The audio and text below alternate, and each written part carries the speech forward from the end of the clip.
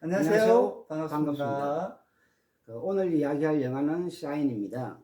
샤인은 1997년 69회 아카데미 영화상에서 최우수 작품상 등 7개 부분이 노미네이트 되었고 실제 나무주연상을 수상하기도 하였습니다. 나무주연상은 제프리 러시라는 이제 배우가 받았죠.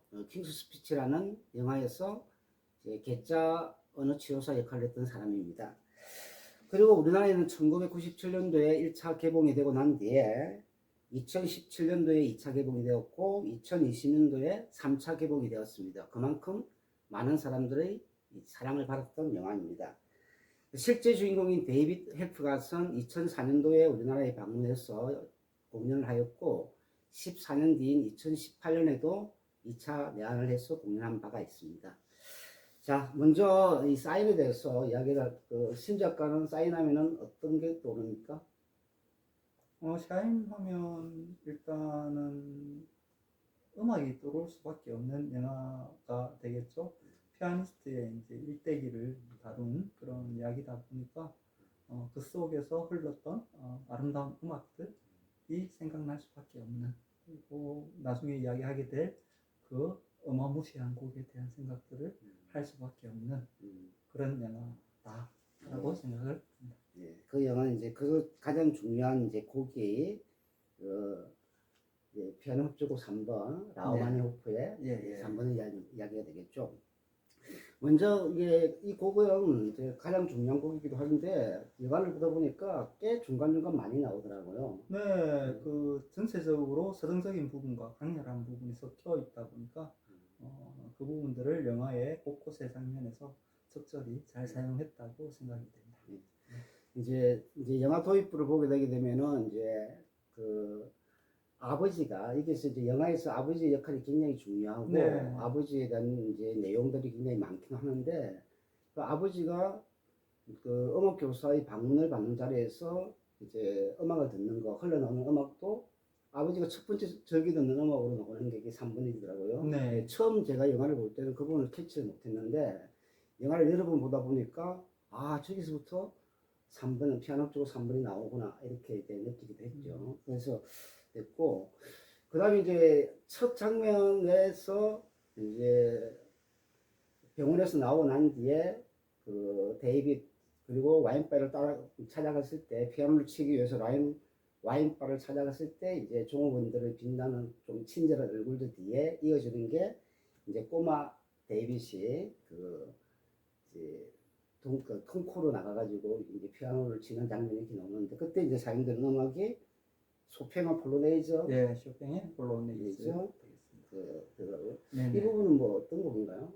쇼팽의 폴로네이즈는 폴로네이즈 말 그대로 이제 폴란드의 민속적인 춤곡을 피아노로 작곡한 쇼팽의 작품 중에 하나라고 보시면 되겠죠. 쇼팽 하면 뭐 어차피 피아노를 하는 사람들에게 있어서는 기본적으로 소화해야 될 곡이 하나인데 이 소년이 얼마만큼 천재적인 어떤 그 음악성을 가지고 있느냐를 보여주기 위해서 선곡한 곡이 아닌가 이렇게 생각이 되어요. 네.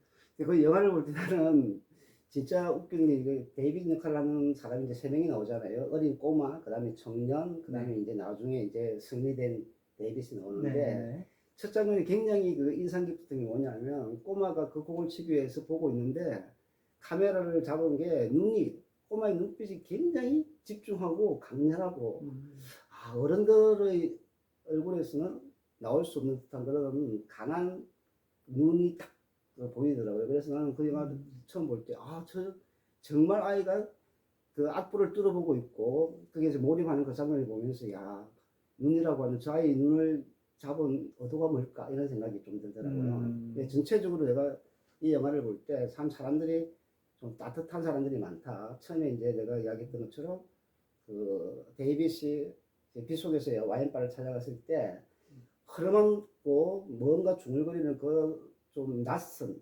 그리고 그런 사람들을 봤을 때 종업원들도 그냥 내치지 않고 웃으면서 그리고 선한 눈빛으로 보는 모습들을 보면서 이 영화가 참 따뜻한 사람들에 대한 이야기고 이 따뜻한 사람들이 있어서 데이빗이 다시 재기를 할 수 있겠구나라는 그런 생각을 했던 그런 영화인데 그래서 첫 장면에서는 그 사람들이 등장하는 눈빛 이런 게 네. 굉장히 인상 깊었고 좋았던 그런 느낌이 들고 특히 그 꼬마의 그 눈빛은 지금도 선명하게 인상이 되는 그런 측면이다 이렇게 봅니다.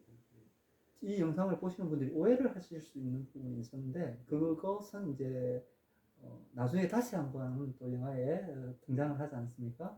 사실은 뭐 해상적인 부분이라서 예, 해상의 형태로 영화가 흘러간다 이렇게 생각하시면 될 것 같아요. 네, 그렇죠. 네. 도입이 그렇게 되죠. 네, 뒤에 다시 그렇습니다. 되니까. 예, 예. 예. 그럼 이제 음. 여기서 이제 나는 영화에 대한 이야기를 먼저 하게 되면은 그 아버지가 헬프갓에 대해서 미친 영향이나 아버지와의 관계가 굉장히 중요하게 느끼는데 네. 아버지에 대해서는 좀 어떤 생각이 들어요? 저는 뭐 너무 그렇게 극단적으로 이제 몰아붙이기는 했지만 많은 아버지들의 모습 중 또 하나가 아닌가 싶기도 해요. 특히 뭐 우리나라는 더 심하지 않을까 싶기도 한데 아들이 천재이기를 바라는 아버지의 모습은 오히려 나중에 뭐 스포일이겠지만 나중에 그렇게까지 버려져야 될 만큼의 나쁜 짓을 한 사람인가 라고 한다면 저는 약간의 동정의 부분도 있다라고 생각됩니다. 하지만 아들을 이제 강압적인 교육에 의해서 밀어붙이는 것은 조금 그 영화의 몰입감을 위한 어떤 설정이 아니었을까라는 생각 좀 해봤어요. 네. 예. 처음에 이제 그렇게 아버지의 역할이 그랬었는데 영화를 네. 반복해서 보면서 아버지가 차지하는 부분이 초반부에 굉장히 꽤 많고 그 아버지 입장에서 내가 아버지가 된 입장에서 그 영화를 보게 되니까 오히려 그 아버지가 좀 애틋하기도 하고 그렇죠. 그런 느낌이 들면서 좀 짠한 그런 느낌이 많이 들었어요. 영화는 이제 관계, 데이비드 헬프갓의 어떤 관계를 맺는 사람들과의 이야기가 아까 말씀하셨듯이 어린 헬프갓 그리고 이제 청년 헬프갓 그리고 나이가 든 정신을 잃고 난 이후의 헬프갓으로 나눌 수 있는데 어릴 적의 헬프갓은 아버지와의 관계 그리고 이제 청년의 헬프갓은 교수와의 관계 그리고 이제 나이가 들어서는 그 사랑하는 여인과의 관계를 통한 어떤 그 관계에 대한 이야기이기도 하다라고 볼 수 있을 것 같아요. 그래서 그 주변에서 있는 사람들이 다 좋은 사람들이었고 그 사람들이 있었기에 네. 데이비스 제기를 할 수 있었다라는 생각이 들어서 나도 그 영화를 보면서 이거는 좋은 사람들 간의 관계가 얼마나 중요한가 그리고 그 좋은 사람의 지지와 배려가 그 사람이 다시 데이빗이 다시 재기할 수 있는 힘이 되지 않았나라는 것을 느끼게 되는 그런 부분이었던 것 같아요. 네. 영화에 대해 여러 가지 관점이 있을 수가 있는데 저의 개인적으로는 재기의 영화라고 보지는 않아요. 제가 보기에는 어떤 그 한 청년이 그 어떤 무언가를 극한까지 몰고 가서 결국에는 그것을 이뤄냈다라고 이야기하지만 결국 이뤄내지는 못한 거거든요. 이뤄내지 못했기 때문에 그렇게 이뤄내야 되는가라는 질문을 하는 영화다. 꼭 저렇게 극한으로 밀어붙여야 되느냐, 무엇을 한다든지, 그리고 꼭 천재여야만 하는가라는 것에 대한 어떤 질문을 던지는 영화. 그러면서 요즘 가지고 있는 무슨 일을 하든지 최고가 되어야 된다라고 하는 그런 어떤 세상의 생각들에 대한 일침이지 않을까. 뭐 저는 개인적으로 그런 생각도 해봤어요. 동의합니다. 네네. 이렇게 볼 수 있죠. 그 네. 이제 마지막 장면에서 그렇죠. 이제 연주하고 정말 그거 눈물 흘리는 그런 장면에서 네. 이렇게 행복해할 수도 있고. 그렇죠. 예. 완벽해서 행복한 게 아니잖아요. 네. 그렇죠. 어떻게 더 완벽할 수 있겠어요? 젊었을 때 연주가 더 순완벽했을 거예요. 그렇지만 그때의 어떤 집착에 의한 어떤 음악을 향한 마음보다 좀 사랑하는 사람과 함께하는 행복을 바탕으로 한 그런 음악의 어떤 차이점을 조금 보여주면서 본질에 대해서 조금 더 생각해보자라는 그런 메시지가 또 오히려 저는 더 많이 다가왔던 것 같습니다. 그래서 실제로 이제 데이비드 헬프갓이 이제 나이가 들어서라도 계속 연주 여행을 다닐 수 있고 하는 거는 정말 생명력이 긴 음악가의 삶을 살 수 있었던 것은 결국은 어떤 성취에 대한 열망이라든지 집착, 그 다음에 강박관념보다는 음악을 통한 사람들과의 교류, 그 다음에 사람의 지지가 그 그가 음악을 계속해 나갈 수 있는 힘이 되었다. 뭐 이런 것을 이야기할 수도 있다는 거죠. 교류 지지조차도 필요가 없다라는 거죠. 그래? 예, 교류 지지조차도 자신이 행복해서 연주한 거예요. 자신이 연주해서 그냥 행복해서 연주하고 자기가 하고 싶은 연주를 하면 자신이 행복하고 자신이 행복하면 다른 사람도 행복할 수 있다라는 메시지인 거지 누군가가 지지를 해줘야 되고 누군가가 바탕이 되어줘야 되고 이런 영화는 아니었던 것 같아요. 헬프가 결국에는 이제 와인바에서 연주를 시작하면서 결국 자기가 하고 싶은 연주를 하는 거잖아요. 그러면서 누가 시켜서 하는 연주를 하진 않는 거예요. 이제부터는 자기가 하고 싶을 때 연주하는 것이고 자기가 하고 싶은 곡을 연주하는 거거든요. 그랬을 때 그냥 사람들은 그 사람이 행복해하는 것을 같이 공유하면서 느끼기만 하면 되는 거기 때문에 누군가가 그 사람을 일으켰다라고 생각하지는 않아요. 그 사람을 일으켰다고 생각하지 않고 오히려 그 사람이 점점 자기의 정체성을 찾아가는 가운데에서 샤인이 다른 사람의 도움을 받았다기보다는 오히려 그 샤인에 의해서 다른 사람들이 삶에 대해서 더 성찰하는 계기가 되지 않았을까? 저는 개인적으로 이렇게 생각을 합니다.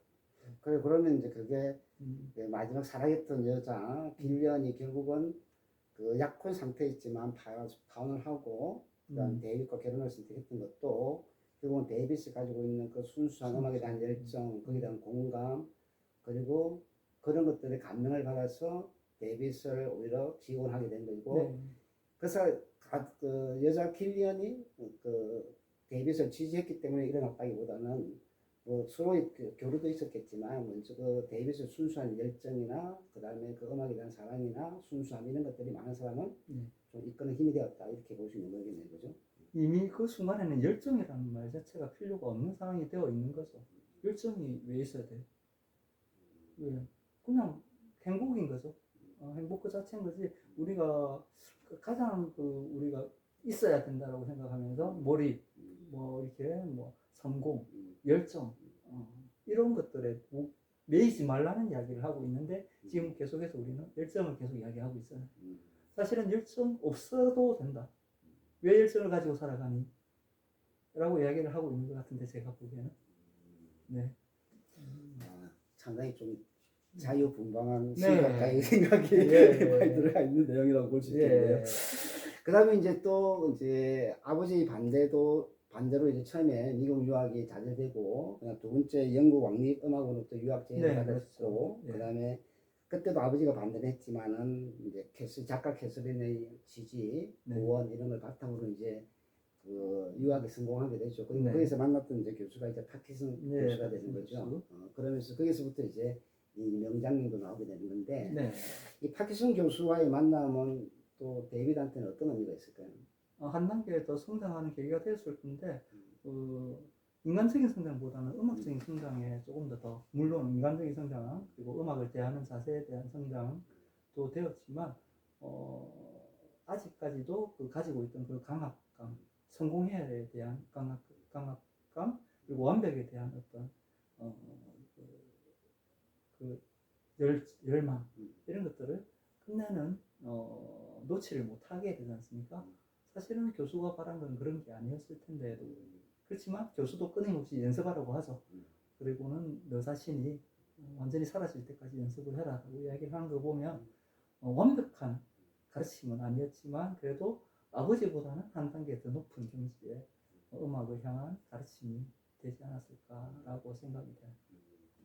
이제 거기서 이제 그 두 사람이 이제 그 리스트의 라 campanel라를 이제 치면서 음악적 교류도 하고 지원을 받고 이렇게 하는 그런 모습이 이제 좋았고 진짜 그 데이빗을 천재라고 이야기하면서 천천히 여유 있게 데이빗을 좀 받아주고 그 응원하는 좀 그런 모습들이 이제 많이 나오게 되죠. 그리고 여기서 이제 중요한 게 이제 교내 이제 콩쿠르죠. 거기서 이제 라흐마니노프의 피아노 협주곡 3번을 치는 이제 장면이 나오게 되는 거죠.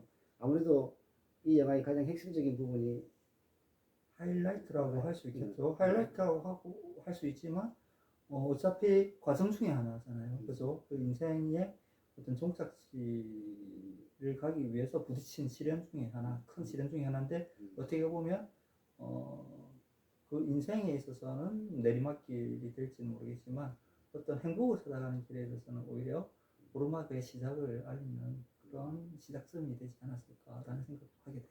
한번 뭐 좌절하고 난 뒤에 다시 이렇게 보는 거는 이미 이제 정신이 놓아진 상태에 뭐 좌절이라는 단어가 필요가 한가요? 열정이라는 단어도 필요 없어지고 좌절이라는 단어도 필요 없고 오직 뭐 자신 피아노만 보면 치고 싶어. 피아노가 좋고 피아노 있는 곳을 찾아다니고 그러잖아요. 그게 열정 때문에 하는 것도 아니고 그것 때문에 밥벌이를 하자고 하는 것도 아니고 그냥 피아노가 자기가 원래 좋아했던 피아노가 좋아서 찾아다니면 그 순간이 시작이 되는 거기 때문에 그것도 이제 병원에 있을 때는 그렇게 하지 못하죠. 병원에서도 하긴 한다. 그렇지만 진정하게 하게 되는 건 또 이제 그 병원에서 나오면서부터 또 시작을 하게 되니까 어떻게 보면 그 준비 과정을 거친 후에 진정한 시작은 샤인이라는 이름을 가지면서부터지 않을까. 그래서 영화가 샤인인 것 같아요. 샤인은 그 자기가 데이빗이 주인공이 이름을 샤인으로 바꾸잖아요. 샤인으로 바꾸면서 빛난다는 뜻이에요. 이제 드디어 우리가 일반적인 인생에서 본다면 완전히 이제 나락으로 떨어졌다라고 생각할 수 있지만 사실은 그 사람의 입장에서 보면 이제 자신은 스스로 빛나기 시작하는 그 순간이 된 거죠. 이름을 샤인으로 그때 바꿨다는 것은 굉장히 큰 의미가 있다라고 보여요. 이 영화 이제 아무튼 이제 그 부분에서 영화에서 가장 뭐 하이라이트가 되셨구나 아주 명장면이 나오고 그래서 이제 연주된 곡이 이제 라흐마니노프의 피아노 협주곡 3번인데 이 곡에 대해서 좀 소개를 좀 해주면 되겠네요. 네, 라흐마니노프 피아노 협주곡 3번은 뭐 워낙 많은 사람들이 사랑하시는 곡이 돼서 그렇게 크게 설명할 것은 없다라고 생각했지만 그래도 알아야 될 부분들은 설명을 좀 드려야 될 것 같아요. 일단 라흐마니노프라는 어떤 그 작곡가에 대해서 좀 말씀을 드리자면 라흐마니노프는 일단 소련 시기, 러시아 시기와 미국 시기, 미국 시절 이렇게 두 시기로 나눌 수 있는 작곡가라고 보이면 되겠습니다. 보시면 되는데 주요한 작품들은 주로 러시아 시절 대부분 작곡이 됩니다. 작곡이 되고 미국으로 망명을 하면서 작곡 활동보다는 연주자로서의 활동 때문에 작곡에 전념하지 못하는 상황에 이르러서 그의 작품들은 대부분 러시아 시절 작품으로 남아 있는데 러시아 시절의 거의 막바지 작품이라고 보시면 될 것 같아요. 이 라흐마니노프 피아노 협주곡 3번은 미국으로의 이제 첫 데뷔 연주회를 앞두고 있었어요. 라흐마니노프가.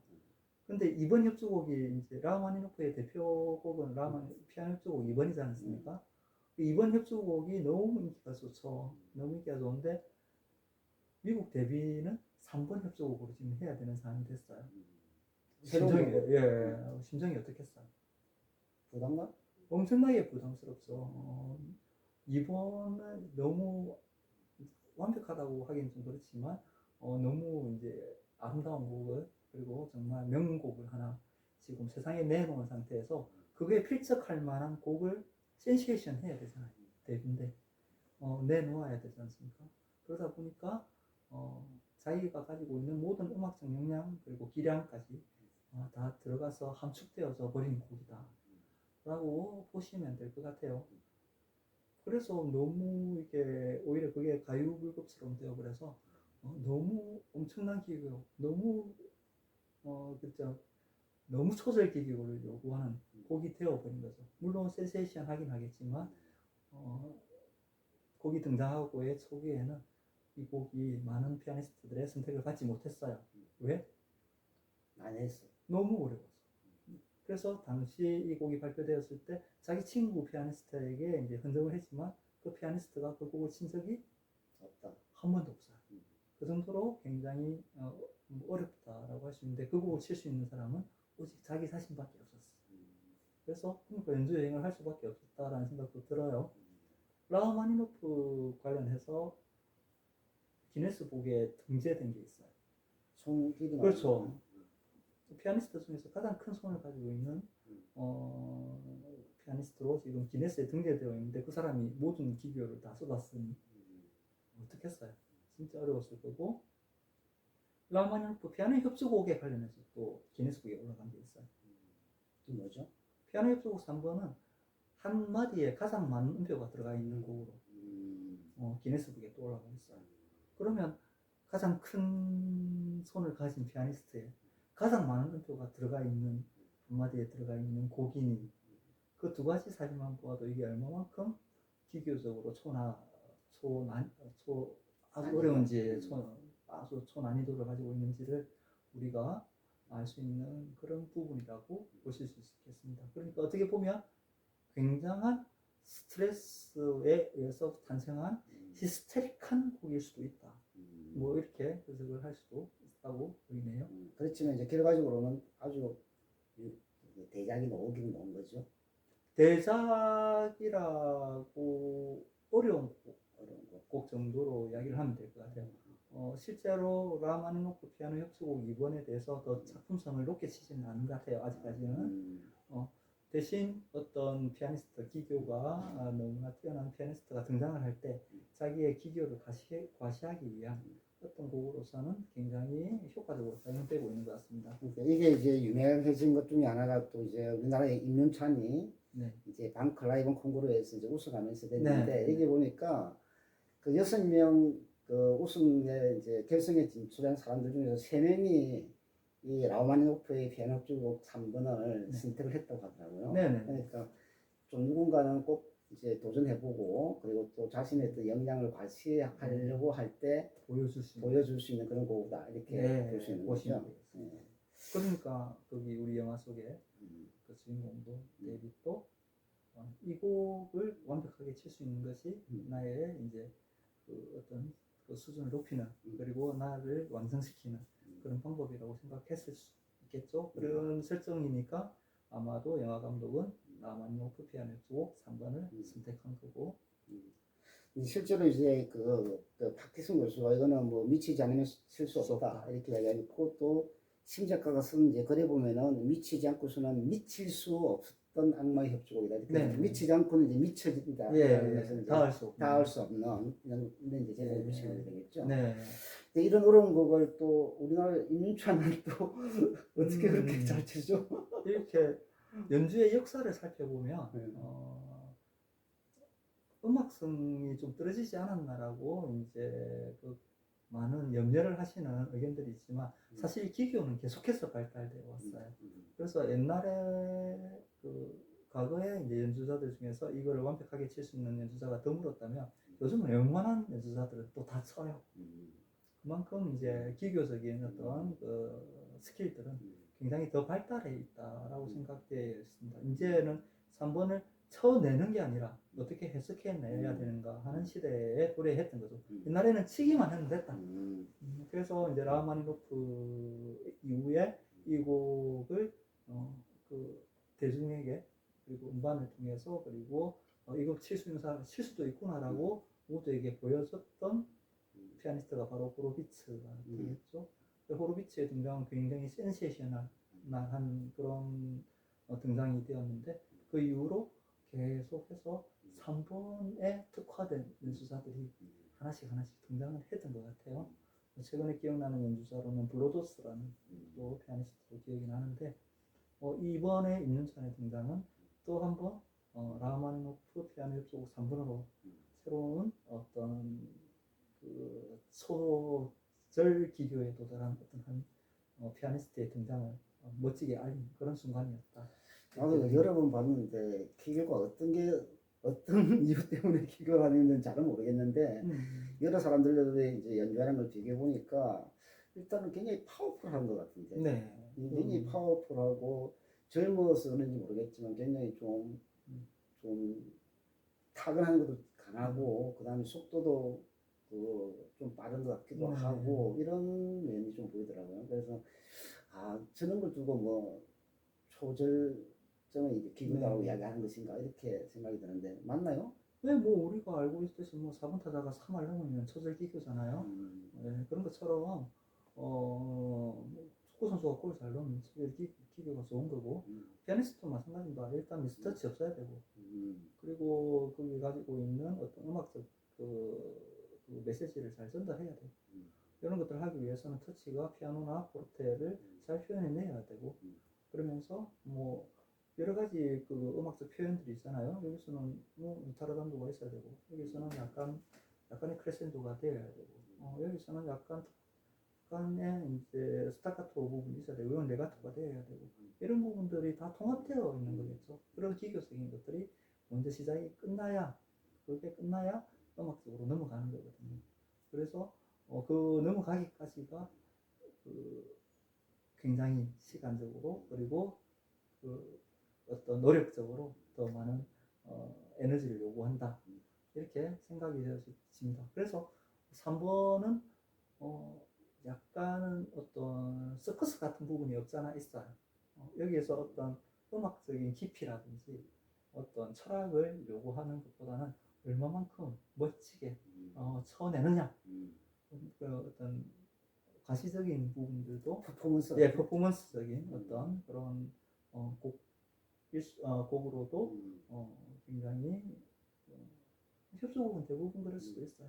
그러니까 보니까 전체 연주 기간, 연주 시간이 43분 정도 좀 넘더라고. 네네. 그래서 나는 이 43분을 어떻게 치지? 그 속에서 임윤찬은 어떤 생각을 가지고 이걸 할까? 이런 게 굉장히 궁금하고 머릿속에 악보를 그리고 있을까? 안 그러면은 어떤 그림을 그려나가면서 이 곡 속에 몰입해서 그 곡과 자기를 일치시킬까? 이런 생각이 좀 들더라고요. 네. 그러니까 보니까 영화에서 보게 되면 파키스 교수가 이제 데이비드 헬프가한테 이 곡에 대한 이야기를 할 때, 곡 이제 연습을 할 때 이런 대사가 나오더라고요. 쓸데없는 것은 마음에서 지우고 악보를 먼저, 해석은 그 위에 온다. 정확한 음정을 손에 익힌 다음 머릿속에서 악보를 지워버리게. 여기서 나오는 것은 가슴이야. 우러나와야지. 머릿속에서 악보를 지워버리면 어떻게 치지? 이런 생각이 좀 들었고, 또 데이비슨 악보에 감정이 없어요. 그게 힘들어요. 이런 식의 대화가 이제 영화에 악보에는 나오거든요. 감정이 없지. 예. 그래서 정확한 음정을 손에 익힌 다음 머릿속에서 악보를 지워버리게. 악보를 지우면 도대체 머릿속에 뭘 가지고 있어야 그런 연주를 하고 할 수 있을까? 이런 생각이 좀 들면서 우리가 흔히 이제 뭐 악보를 외운다 이런 이야기도 많이 하잖아요. 근데 단순한 그냥 암기로는 안 될 것 같은데 임윤찬이나 안 그러면은 이제 연주자들은 그 곡을 칠 때 그 곡과 자기를 어떤 식으로 일치시키면서 그 곡의 흐름을 따라가는지 이런 게 굉장히 좀 궁금하고 좀 그렇더라고요. 근데 그런 부분에 대한 좀 약간 유튜브도 좀 찾아보고 하니까 그런 부분에 대한 이야기들은 좀 없고 그냥 기교라든지 뭐 음을 표현하는 방법이라든지 이런 것에 대한 이야기들은 좀 나오던데 나는 이제 더 본질적으로 궁금한 거는 저 음악을 40분 이상 동안 연주할 때 저 사람은 도대체 어떤 세계 속에서 머물고 있을까? 어떤 세계 속에 머릿속에 어떤 세계가 그려져 있을까? 이런 생각이 좀 들더라고요. 라마니노프 피아노 쪽 3번 그리고 임윤찬의 영상에 대한 분석들이 그렇게 될 수밖에 없던 것은 곡에 대한 특징 때문에라고 보시면 될 것 같아요. 일단 아까도 우리가 계속 앞에서도 이야기했듯이 이거는 기교를 가시하기 위한 곡이고 굉장히 퍼포먼스에 초점이 맞춰진 곡이다 보니까 그 퍼포먼스를 관련해서 이야기를 할 수밖에 없는 부분인 것 같아요. 어떤 곡들은 분석을 하다 보면 그런 퍼포먼스 이야기는 하나도 없고 이 음표 가수는 철학적 의미에 대해서 이야기를 하는 그런 또 작품들도 많이 있거든요. 그러니까 이게 작품별로 조금씩 다르다라고 보시면 될 것 같고 라흐마니노프 피아노 협주곡을 이야기하면서 우리가 특별히 그 사람이 어떤 생각을 하고 있을까에 대해서 그렇게 많은 초점을 맞출 필요는 없다고 보여요. 그래요? 대신 이제 그 교수가 했던 이제 그 부분은 모든 이제 앞선 그런 예의 곡이든 그리고 이제 지금 현재 라흐마니노프 피아노 협주곡처럼 퍼포먼스가 거의 끝장인 그런 그 곡이든 상관없이 정말 중요한 거는 배워야 한다는 거죠.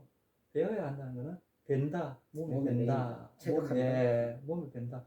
그러니까 악보를 잊어버리고라고 이야기합니다. 4번 타자가 들어서면서 여기서는 각도를 어떻게 유지해야 되고 무슨 공이 날아오면 어떻게 쳐야 되고 내가 발꿈치를 어떻게 해야 되고 왼발의 힘을 70% 실어야 되고 이렇게 생각하고 쉴까요? 그 상황 아닙니다. 속에서 자기를 몸에 딱 되어 있습니다. 몸에 그냥 휘두르면 70% 그리고 발꿈치부터 그리고 헤드를 돌리지 마. 공을 끝까지 봐. 이런 것들은 다 이론이고 되어 있지만 그걸 생각하면서 치지 않는다는 거죠. 그 사람들은 이미 몸에 되어 있기 때문에 그냥 배트가 그대로 돌아가는 거예요. 그러면 우리의 헬프가시라든지 아니면 임윤찬처럼 이제 많은 피아니스트들이 피아노를 칠 때 다음 음정이 뭔가를 생각하면 이미 그 콘서트는 끝장났다라고 보면 돼요. 음정이 무엇이다, 그리고 계명이 무엇이다, 가사가 무엇이다라는 것이 의식을 해야 될 정도의 수준으로는 콘서트를 할 수가 없다는 거죠. 그거는 이미 몸에 다 배어 있어야 합니다. 이 프루트 뱅글러라는 지휘자가 있었는데 옛날에 그분이 하신 이야기 중에서 제일 유명한 아주 유명한 말 중에 하나가 기교가 끝나는 곳에서 예술이 시작된다 라고 합니다. 그러니까 정말해서 기교, 아까 이 교수가 한 말이 그거예요. 악보를 잊어버리고 기교가 끝나야 된다. 기교 어떻게 쳐야 되고 손가락이 어떻게 돌아가야 되고 여기서 뭐 여기는 새끼손가락을 써야 되고 이거는 이미 끝이 나야 되고 그거는 이미 그냥 아주 그냥 내 몸에서 걸음을 걷듯이 그냥 걷듯이 너무 자연스럽게 나와야 된다는 거죠. 나오고 그 이후에 생각이 들어가야 된다는 거죠.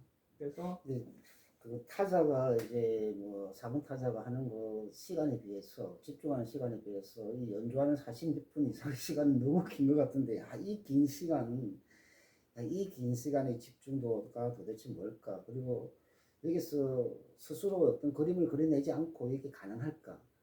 이런 생각이 계속되면서 이게 도의 경지, 옛날에 우리 도의 경지에 이르렀다든지 뭐 신선의 경지에 이르렀다든지 마치 그런 느낌이 들고 저는 이 세상에 그 경지에 있는 사람들은 각 분야에 다 있다고 봐요. 뭐 우리는 지금 음악을 이야기하고 있다 보니까 이민찬의 이런 모습이 그렇다고 하지만 각 분야 뭐 하다못해 음식을 나르시는 분들, 음식을 만드시는 분들, 그리고 뭐 각 스포츠의 달인들 다 그 경지라고 보는 거고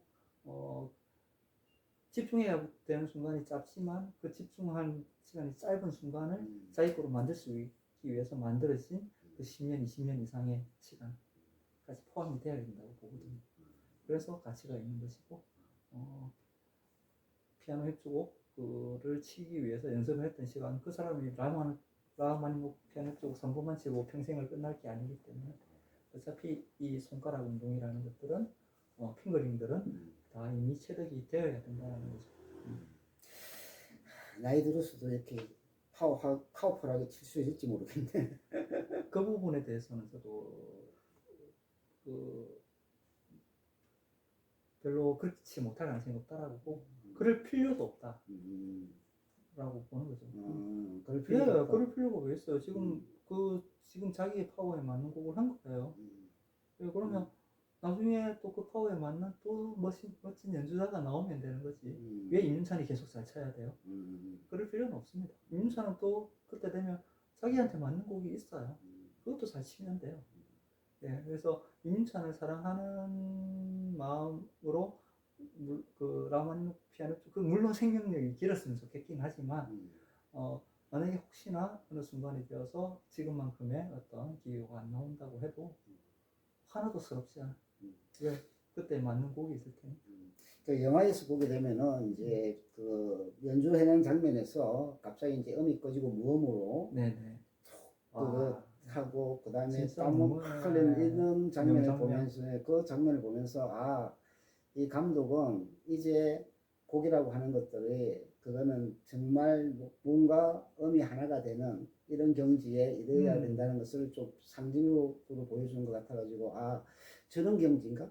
그러니까 저런 것을 곡과 하나가 되어서 그 다음에 뭐 소맥힌 다음에 머릿속에서 악보를 지어버리고 연주한다는 그런 걸 표현하기 위해서 저는 어떤 모험을 했나라는 생각이 들면서 진짜 그렇고 그 다음에 이거 땀 흘리면서 하는 장면하고 그 다음에 임윤찬 그 머리가 확 나면서 하는 장면하고 비교해보니까 임윤찬이 봤을까 임윤찬이 태어나기도 전에 나왔던 영화인데 싶어가지고 상당히 좀 재밌었던 것 같아요. 네.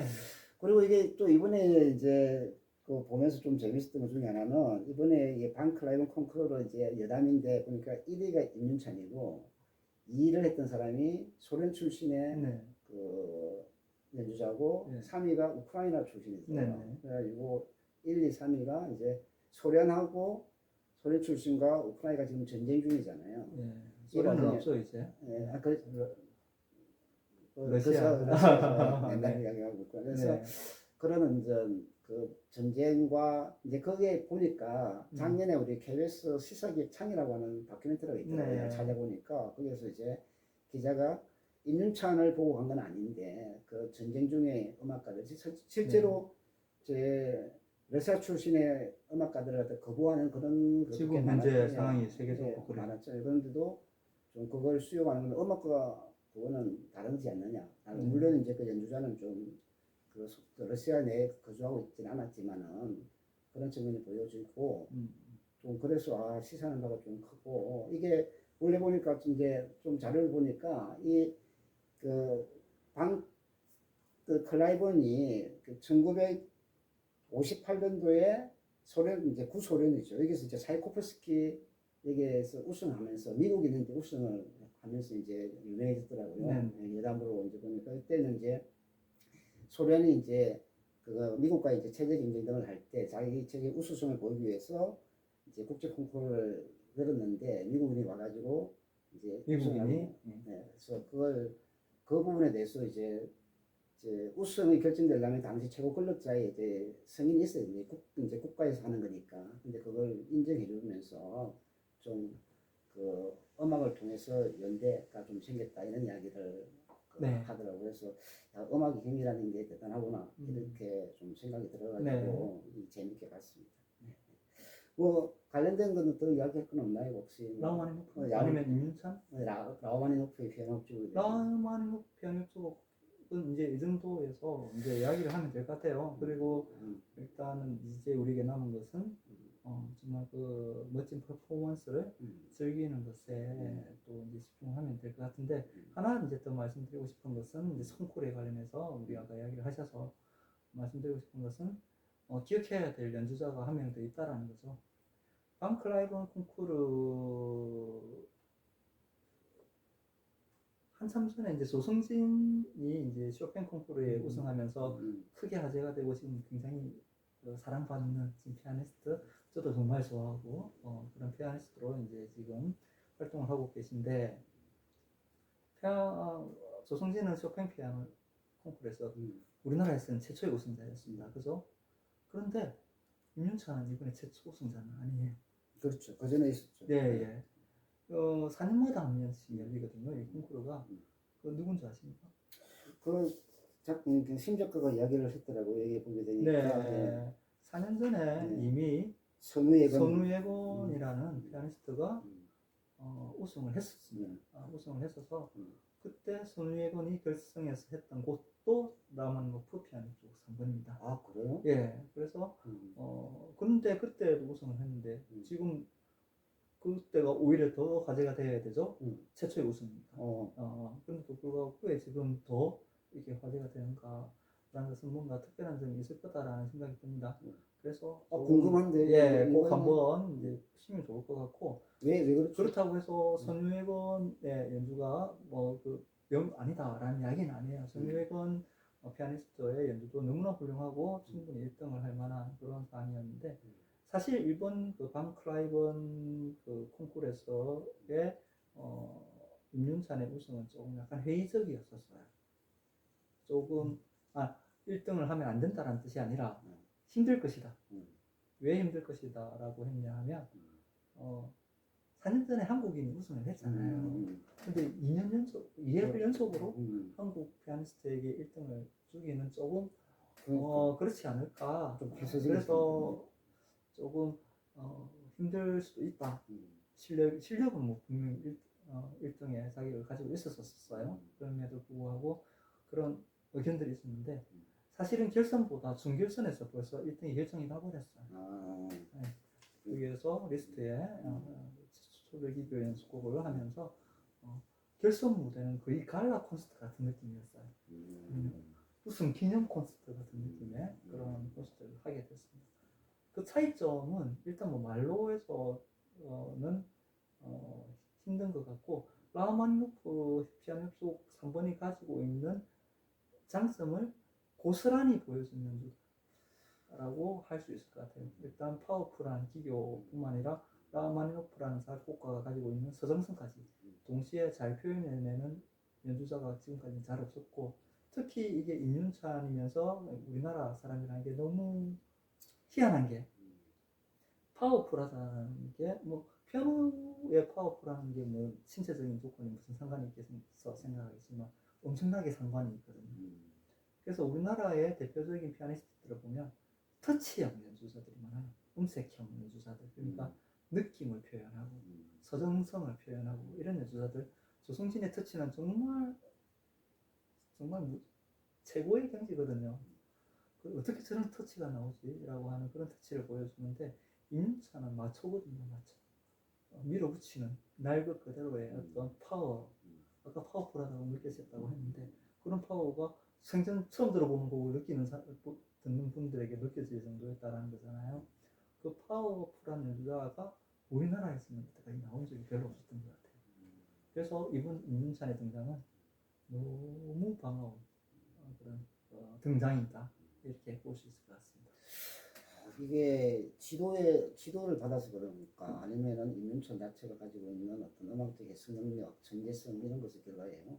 자기의 성향인 것 같아요. 예, 성향인 것 같고 조성진은 조성진 나름대로의 성향 그리고 임윤찬은 임윤찬 나름대로의 성향을 가지고 있는데 사실 쇼팽 콩쿠르와 방클라이븐 콩쿠르의 어떤 그 음악계에 있어서 콩쿠르의 위상을 살펴보면 사실 비교가 안 될 정도예요. 그런데도 불구하고 이렇게 임윤찬을 주목해야 되는 이유는 그리고 반가운 이유는 비슷한 아류였으면 그렇게 반갑지 않았을 거예요. 아류였으면 뭐 조성진 있는데 뭐 굳이. 근데 전혀 다른 스타일의 피아니스트가 등장을 한 거죠. 그래서 개인적으로 너무나 반가웠다 이렇게 말씀드리고 싶습니다. 내가 그 지금 심 작가가 한 이야기를 언제쯤이면 완전히 이해가 될지 모르겠어요. 근데 뭐 하나만 소개를 한다면 어떤 기사를 보니까 뉴욕필과 협연을 4일간 공연을 했는데 4일간의 공연을 다 본 관객들이 하는 이야기가 임윤찬의 공연 사흘이 다 달랐다. 같은 곡을 쳐도 결코 똑같이 반복하지 않는 무대, 자신만의 곡 해석, 뚜렷한 컬러, 섬세한 감정선 이렇게 이야기를 하더라고요. 도대체 이게 그건 저도 잘 모르겠어요. 안 들어봐서 모르겠고 도대체 무슨 말인지 잘 모르겠지만 대단하구나 이런 생각이 들었고 아무튼 여러 번 봤어요. 여러 번 보고 또 다른 사람들도 보니까 다른 사람들 연주하고 비교되어 있는 영상들도 많이 올라와 있어서 여러 개 사람들을 비교해 봤는데 그냥 좀 분명히 파워풀하다 좀 그런 느낌이 들었지만 그게 어떤 의미의 해석인지에 대해서는 뭐 아직 제가 할 수준은 아닌 것 같아요. 의미라기보다는 전달이라고 보면 될 것 같아요. 제가 아까도 계속 말씀드렸지만 어떤 의미를 가지고 하기보다는 그 뉘앙스, 아름다움을 전달하는 그 어떤 그 수준이 훨씬 더 많은 높은 경지의 어떤 기교에서 수준을 요구하는 곡인데 그 경지에 잘 도달해 있으면서 지금 현재에 가지고 있는 나이에서 보여줄 수 있는 최상의 것을 보여줬다 이렇게 볼 수 있을 것 같습니다. 그 헬프와시 이제 그 정신병원에서 좀 있다가 나와가지고 다시 자기 모습을 아까 말했던 정체성을 찾아가고 다시 자기 연주를 하게 될 수 있는 계기가 이제 그 와인바에서 연주였고 이때 연주된 곡이 림스키 코르사코프가 했던 이제 왕벌의 비행 이 곡이죠. 이 곡은 이 사람도 그 작곡가 러시아 출신 작곡가네요. 예, 코르사코프는 뭐 러시아 출신 작곡가고 뭐 오늘 라마노프가 중요하니까 뭐 간단하게 말씀드리면 코르사코프는 러시아 5인조에서 가장 유명한 그리고 간략하게 대가의 작품이다, 그 작곡가다 이렇게 보시면 되고 왕벌의 비행은 어느 한 음악극에서 등장하는 한 곡인데 원래 피아노 곡은 아닙니다. 피아노 곡은 아닌데 이거를 이제 피아노 편곡을 해서 많이 치고 있다 이렇게 보시면 되는데 왕벌의 비행 말 그대로 하는 그런 것들을 피아노로 잘 묘사한 그리고 기교적으로 굉장히 어려운 곡이다 보니까 손가락 핑거링 자체가 빠르기가 어려다 보니까 저 사람이 피아노 잘 치는구나 라는 것을 관객에게 전달해야 될 때 많이 사용되어지는 곡이다. 그러니까 보니까 영화에서 나오는 곡들이 다 손 움직임이 굉장히 빠르고 좀 화려한 기교가 좀 요구되는 그런 듯한 곡을 많이 보여주더라고요. 우리가 콘서트를 보러 가는 게 아니고 지금 영화를 보러 간 거잖아요. 사실은 지금 우리가 영화를 가지고 음악을 이야기하고 있지만 사실은 영화는 그 주는 메시지를 전달하기만 하면 되는 거거든요. 그러면 이 사람이 지금 어떤 사람이다라는 것만 우리한테 잘 전달하면 돼요. 그렇기 때문에 우리가 뭐 이렇게 천천히 느린 곡 뭐 이렇게 뭐 예를 들어서 뭐 베토벤의 월광을 쳤다. 음. 그러면 물론 터치를 들으면서 저 사람 잘 치는구나라고 느낄 수도 있겠지만 뭔가 이렇게 손가락이 빨리 움직이면 저 사람 피아노 잘 치는 사람이구나라고 관객에게 빨리 인식시켜주겠죠. 예, 그런 효과를 하기 위해서 주로 좀 빠르고 기교적인 곡들을 많이 선곡하는 경향이 있습니다. 그래서 이제 방금 얘기가 네. 근데 뭐 절묘한 선곡이었다고 봐요. 일단 그러면 이제 그 이후로 이제 그 연주를 바에서도 계속 연주를 하게 되고, 그리고 이제 새로운 사람이 이제 길련을 만나면서 이제 본인이 다시 음악을 통한 행복, 그리고 이걸 찾게 되는 거죠. 네. 그래서 그 영화를 보니까 나는 이제 똑같은 장면이 그 데이비스 습관을 보여주는 장면이 두 개가 있더라고요. 하나는 이제 어릴 때 꼬마 이제 그 콩쿠르를 끝나고 난 뒤에 아버지 뒤를 따라가는 꼬마가 이제 발로 우리 그 노래하는 거, 이런 노래하는 건데, 데이비스 나중에 이제 나이 들었어도 그런 거 하는 거 있고, 그리고 또 하나는 그 노팬티 차림, 우리 그 템플링 하는 네, 굉장히 유명한 네, 장면. 그렇죠. 또 노팬티이고, 그 전에도 그 유학할 때 기숙 그뭐 하숙집 같은 데 있을 때도 노팬티 하는 장면이 나와서 감독은 왜 저걸 보여줬지 이런 생각이 좀 들더라고요. 자유롭다라는 거죠. 그 사람이 지금 자유롭다라는 걸 보여주는 가장 중요한 핵심적인 장면 같은데 저는. 네, 이 사람은 이제 누구의 시선이라든지, 그렇게 왜 자기가 그렇게 피아노에 집착을 했어요. 아버지의 시선, 아버지로부터의 인정, 그리고 피아노학교에서도 내가 지금 유학을 온 학생으로서 다른 학생들과의 경쟁에서 이겨야 되고, 그리고 내가 최고의 피아니스트가 되겠다라는 그런 어떤 억압, 이런 상황에서 지금 피아노를 대했던 사람이잖아요. 영화로 보고 있을 때. 근데 지금 이제 그 사람은 거기서 벗어난 거예요. 이제 자유로운 거죠. 시선에서 자유로운 거는 신체적인 우리가 옷을 입고 있다는 것도 사람들의 시선에 신경 쓰기 때문에 지금 입고 있는 거잖아요. 이제 그 사람은 그렇게 벗고 뛸 수 있다라는 거는 이제 이제 자유롭다라는 걸 보여주는 아주 은유적으로 굉장히 중요한 장면인 것 같아요. 그래서 그 최고의 명장면이고, 포스터도 그 장면이고, 영화의 OST도 그 장면이고, 모든 걸 함축적으로 보여주는 장면이고, 그때 나오는 음악은 뭔지 아세요? 비발디의 세상에 참 평화 없으라. 네, 세상에 참 평화 없으라. 그 세상에 참 평화 없으라고 하는 이 곡은 제목도 있고 가사도 있잖아요. 네. 그러니까 그 내용도 이해가 되고, 그 내용도 그 장면에 잘 그렇죠. 맞고 어울린다. 그렇죠. 그렇게 해서 또 듣기도 좋고, 그렇죠. 그렇게 하는데 뭐 협주곡 3번, 뭐 5번 이렇게 부르고 매겨져 있는 거는 네. 제목도 없고, 그렇죠. 그리고 뭐 특별한 그 설명도 그렇죠. 없고, 또 후세 사람들이 그거 갖다가 뭐 이름을 붙이기도 가끔 하겠지만, 많이 하죠. 근데 그런 걸 보니까 도대체 이제 이걸 보면, 이런 음악들을 보면서 이런 내용을 담고 있구나, 이런 내용을 담고 있어, 이런 가사에 이런 참 잘 어울리고 예쁘구나, 그리고 이 영화와 이 음악이 참 어울리고 좋구나, 듣기 좋구나, 이렇게 되는데 뭐 3번, 5번 그렇죠. 이런 거는 지금 뭐야, 지금 뭐 하는 거야, 이런 생각이. 거기에 대해서 이제 그걸 절대음악, 표제음악이라고 하는데, 거기에 대해서 이야기하면 지금부터 5시간 걸리기 때문에 다음에 시간에 걸쳐서 할 수 있을 거라, 충분히 이야기할 수 있을 그런 시간이 있을 거라고 보입니다. 저도 처음에 제일 저는 당황했을 때가 우리나라 차들이 다 이름이 있었거든요. 소나타, 뭐 이게 갤로퍼 이름이 다 있다가 어느 날 갑자기 SM5 네, 이름이 없잖아요. 그냥 숫자가 탁 나왔잖아요. 그냥 그건 또 뭐예요? 그러니까 이름이 안 외워지더라고요. 이미지가 안 그려지더라고요. 근데 지금은 너무 그냥 그 차들이 무슨 5, 뭐 이렇게 그냥 번호로만 딱 이렇게 그 이야기되는 차들이 많이 생겼잖아요. 이제 그래서 이름 있는 그런 것에 우리가 지금 익숙해서 그런 거 아닌가? 그리고 그냥 간단하게 왜 그게 더 좋은가, 더 편한가라고 하면 조금 죄송한 말씀이지만 상상력이 부족하셔서 그렇다라고 간단하게 지금은 말씀드리겠습니다. 그게 왜 그게 상상력이 부족하기 때문이냐라는 이야기는 다음에 또 기회가 있을 거라고. 이야기하는 그렇다는 예, 거죠. 그렇죠. 음만을 듣고, 사실은 표제는 힌트예요, 힌트. 그렇잖아요. 비창. 이렇게 들어라. 이건 비창을 표현한 거야. 월광. 이건 월광을 표현한 거야. 이건 합창, 이건 합창이 나와. 이건 전원, 이건 전원 생활의 즐거움을 표현한 거야. 그러니까 굳이 우리가 뭔가를 내 머릿속에 그려낼 이유가 없죠.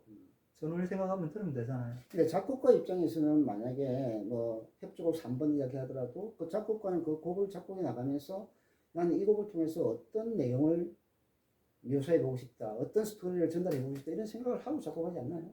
그런 경우도 있고 안 그런 경우도 많이 있을 거라고 보고 자기가 어떤 생각을 하고 작곡을 하더라도 다른 사람에게 열어준다는 거죠. 내가 이걸 바다를 생각하고 만들어도 닌 이거 듣고 산 생각해도 아무 상관이 없다는 거예요. 하지만 작곡가는 아무튼 생각을 하고 있을 거 아니에요. 그거는 뭐 알려진 게 있고 안 알려진 게 있죠. 굳이 우리가 그럼 연주자의 입장에서 볼 때도 그 제목이 아니라 번호가 매겨져 있는 3번, 5번 이렇게 교향곡이 되어 있으면 거기서 대한 음을 보고 자기가 연주해 나가면서 그것을 자기의 그림을 그리는 거죠. 그리고 해석을 해 나가야 된다. 그렇죠. 그게 이제 창작이 될 수도 있는 거고 창의력이 될 수도 있는 거고 그렇게 되는 거죠. 그것도 이게 5시간짜리 이야기인데 예, 하나의 악보를 가지고 이거를 작곡가의 의도를 가장 잘 표현해야 된다라고 주장하는 음악가들과 악보를 떠나는 순간 그거는 이미 그 작곡가의 것이 아니고 우리의 것이기 되었기 때문에 우리의 것으로 재창조해내야 된다는 음악가들이 양립해 있어요. 그리고 그 의견들이 같이 공립하고 있고 좀 같이 공립하고 있고 두 개 다 가치가 있어요. 그래서 이거는 뭐가 맞다 틀리다 문제가 아니고 자기가 좋은 대로 하면 되는 거죠. 흔히 뭐 예술이라든지 안 그러면 여러 가지 뭐 학문에서 나타나는 논쟁들 뭐 절대주의, 상대주의 이런 비슷한 논쟁 같은 인간이 존재할 수 있겠네요. 그걸 제가 잘 몰라서. 알겠습니다. 일단 영화를 이제 쭉 보면서 전체적으로 이 영화를 보면서는 뭐 어떤 느낌이 들었어요? 일단은 음악 영화를 저는 웬만하면 음악을 설명하는 데 있어서 잘 안 쓰려고 그래요. 뭐 샤인, 아마데우스, 뭐 불멸의 연인, 파가니니 뭐 이런 그 음악가들의 생을 다루는 그런 영화들은 너무나 많이 있지 않습니까? 그런 걸 안 하는 이유는 너무 음악이 많아서 그래요, 사실은. 이게 오히려 더 은유적으로 사용되지 않는 경우가 너무 많거든요. 그래서 음악가 이야기를 다루면서 그 음악가의 음악이 나오면 너무 당연하기 때문에 그걸 굳이 제가 또 나서서 또 이야기할 필요가 있냐라고 생각하는 부분이 있었는데 제가 샤인을 소개하고 싶었던 이유는 임윤찬의 등장이 가장 크다고 보인다. 임윤찬이라는 이제 피아니스트의 등장이 굉장히 좀 센세이셔널한 등장이고 혹시 모르는 사람이 지금 있을까 싶지만 모르는 사람이 제법 있으시더라고요. 아직까지도. 많이 있죠. 예, 그러면 이번 기회를 통해서 제가 이렇게 뭐 진짜 대단해요 라고 이야기를 하는데 진짜 대단한지 한번 조금 한번 이번 기회를 통해서 한번 봐주시기 바라고 무엇보다도 우리 하고 싶은 이야기는 아까도 이야기했던 그런 고민들 과연 계속해서 좋은 음악가로서의 삶을 살아갈 수 있을까 혹시 또 데이비드 헬프 제2의 데이비드 헬프가처럼 또 열정에 의해서 잠식되어 버리지는 않을까라는 걱정을 할 수도 있는 부분이 있습니다. 아무래도 특히 이게 기교나 파워를 가지고 승부를 하는 피아니스트들은 더 수명이 짧은 부분이 있어요. 그렇기 때문에 그런 것들을 잘 이겨내고 지금의 기교와 파워 그리고 음악성이 계속 오랫동안 지속되었으면 좋겠다라는 생각을 합니다. 성장하면서 또 어떤 음악을 보일지 이제 궁금하기도 하네요. 네. 나는 이제 이 영화를 보면서 이게 한 105분 정도의 러닝 타임이 있더라고요. 처음에는 처음 볼 때는 좀 짧게 느껴졌어요. 그리고 이야기가 너무 빨리빨리 전개가 되는 것 같고 그다음 사람들 인물들 간의 관계도 좀 충분히 설명이 안 되고 이렇게 되는 듯한 느낌이 들어가지고 너무 빠른데 그리고 내가 감동을 느끼거나 그 영화에 몰입할 만큼은 충분한 어떤 여운을 주지 못하는데 좀 더 시키었으면 좋겠다라는 생각을 좀 했고 네 번째 내가 영화를 볼 때는 그 105분이라는 게 아주 짧게는 느껴지지 않았어요. 그게 충분히 이제 많은 내용들이 전달되어 있었고 처음 볼 때 보지 못했던 많은 장면들, 숨어있는 장면들, 그 다음에 인물들의 표정, 인물들의 어떤 행동 이런 것들이 보여지면서 상당히 연출이 잘 되고 좀 잘 만들어진 영화다 이런 생각이 좀 들었어요. 그래서 영화도 이게 한 번 보는 게 아니라 우리가 영화를 보는 게 아니라 영화를 봤다는 게 중요한 게 아니라 그 영화를 보면서 그 영화는 정말 많은 사람들의 노력과 철학이 엉깃대져 있는 종합예술인데 그 영화 속에 있는 한 사람 한 사람들의 노력을 그 보고 느끼는 거라고 하는 거는 굉장히 중요하잖아요. 그래서 음악도 뭐 음악을 갖다 온전히 다 느끼기에는 인윤철의 연주를 다 느끼기에는 너무 힘들고 그래서 부분 익숙한 것을 중심으로 갔지만 영화는 그래도 음악보다는 좀 익숙한 영역이다 보니까 이 영화를 여러 번 보는 게 이게 그냥 다르더라고. 그래서 영화를 좀 새기더란 그런 생각이 들고 나는 여기서 이야기를 할 때도 이제 이 영화를 이야기할 때 이게 지금까지 많은 영화를 봤지만 너무나 많은 영화를 흘려보냈다. 그 영화를 진짜 내가 정말로 좀 내 속에 생각해보고 다져보고 나중에 다시 보더라도 좀 좋을 수 있는 그런 어떤 좀 해야 되겠다는 생각이 들거든. 그러니까 한 3주의 기간에 4번을 봤는데 이게 내가 만약에 1년이나 2년 뒤에 이 영화를 보면 또 많이 다를 것 같아요. 그래서, 네. 그래서 아무튼 이 영화는 처음에 보실 때의 느낌보다는 4번째 봤을 때의 느낌이 훨씬 더 좋았다. 이렇게 생각이 들었어요. 그리고 짧은 기간에 4번을 보는 것보다는 제가 앞으로 방금 말씀하셨듯이 계속해서 그 6개월 후에 한번 더 보고 이렇게 했을 때 더 많이 느낄 수 있다고 보시고 보고 그리고 이게 반복해서 이제 우리가 저는 이제 그렇게 이야기하거든요. 집중해서 안 했으면 안 본 거하고 똑같아요. 저는 그렇게 이야기를 하거든요. 집중 안 했으면 안 본 거예요. 음악을 틀어놓는단 말이에요. 이게 보통 40분짜리 음악을 틀어놓으면 대부분 뭘 하십니까? 책을 읽거나 음악을 이제 기사를 읽으시고 이제 핸드폰을 보시죠. 그럼 그 동안은 안 들은 거예요. 그런데 이거는 안 듣는 것보다 더 안 좋은 행위예요. 왜 그럴까요? 흉내내는 거거나 아니요. 흉내 내서 그런 게 아니라 안 들었는데 들었다고 생각을 해요.